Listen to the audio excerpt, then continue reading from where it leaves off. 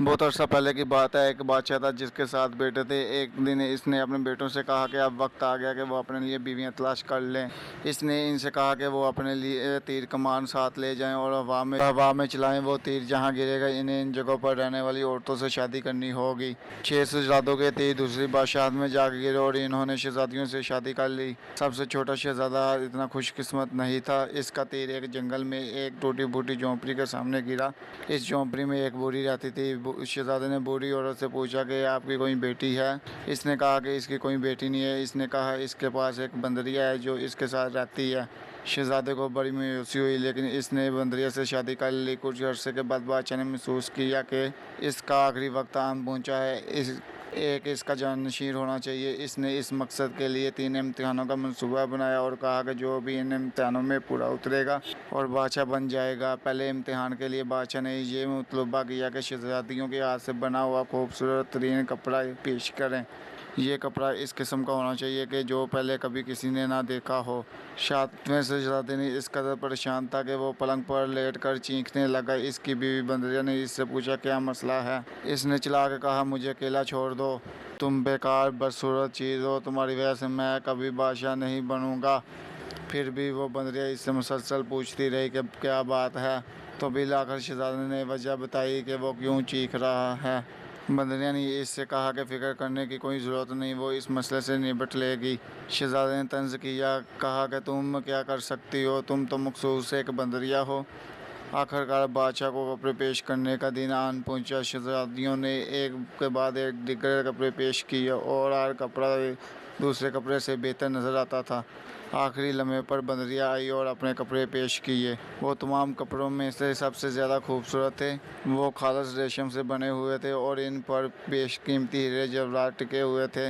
سب سے چھوٹا شہزادہ ہکا بکا رہ گیا۔ بادشاہ نے بندریا کے بنائے ہوئے کپڑوں کو سب سے اچھے کپڑے قرار دیا۔ اس کے بعد بادشاہ نے دوسرا امتحان پیش کیا۔ اس نے کہا کہ ایک دعوت کا انتظام کرو، میں تمہارے گھروں میں آؤں گا، کھانا کھا کر دیکھوں گا کہ کس گھر میں سب سے اچھا کھانا پکا ہے۔ سب سے چھوٹا شہزادہ اپنے پلنگ پر جا کر لیٹ گیا اور چیخنے لگا۔ اس کی بیوی پوچھتی رہی کیا بات ہے، اور بالآخر اس نے بتایا کہ دوسرا امتحان کیا ہے۔ اس نے کہا کہ جاؤ آرام کرو، اس دعوت کا انتظام مجھ پر چھوڑ دو۔ شہزادہ سخت تعجب میں تھا۔ وہ سوچ رہا تھا کہ آخر بندریا کس طرح اس امتحان سے گزرے گی۔ وہ جھوٹ موٹ سوتا ہوا بن کر لیٹ گیا اور جب اس نے سوچا کہ اب کافی وقت گزر چکا ہے، وہ اٹھا اور یہ دیکھنے گیا کہ اس کی بیوی کیا کر رہی ہے۔ وہ دیکھ کر حیران رہ گیا۔ اس کی بیوی نے بندریا کی کھال اتار رکھی تھی جو وہ عام طور پر پہنے رہتی تھی۔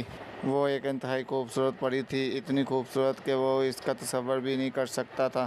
اس نے دیکھا کہ وہ پریشان ہے اور پریوں کو بلا رہی ہے اور ان سب نے مل کر دعوت کی تیاری شروع کر دی۔ جب شہزادے نے یہ دیکھا تو وہ پری کتنی خوبصورت ہے، اس نے بندریا کی کھال جلانے کا فیصلہ کیا۔ بندریا نے اسے ایسا کرتے ہوئے دیکھ لیا اور بہت پریشان ہوئی۔ وہ اور دوسری پریاں غائب ہو گئی اور دعوت کے لیے تیار کھانا چھوڑ گئی۔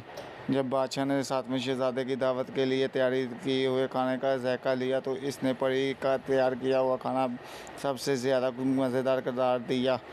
اس کے بعد چھوٹا شہزادہ پری کی تلاش میں نکل کھڑا ہوا۔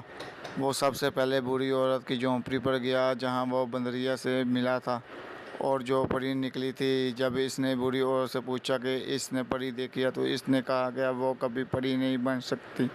شہزادے نے غصے میں آ کر بوڑھی عورت کو قتل کر دیا۔ اس سے وہ پری اس کے شہر سے آزاد ہو گئی جو اس بوڑھی عورت نے اس پر کر رکھا تھا۔ یہ سب کچھ آخری امتحان سے ذرا پہلے بالکل وقت پر ہوا تھا۔ بادشاہ نے اعلان کیا تھا کہ سب شہزادے اپنی بیویوں کو اس کے سامنے لائیں تاکہ وہ یہ انتخاب کر سکے ان میں سے سب سے زیادہ خوبصورت کون ہے۔ اس پری کو خوبصورت ترین قرار دیا اور سب سے چھوٹا شہزادہ بادشاہ کا جانشین نامزد کیا گیا۔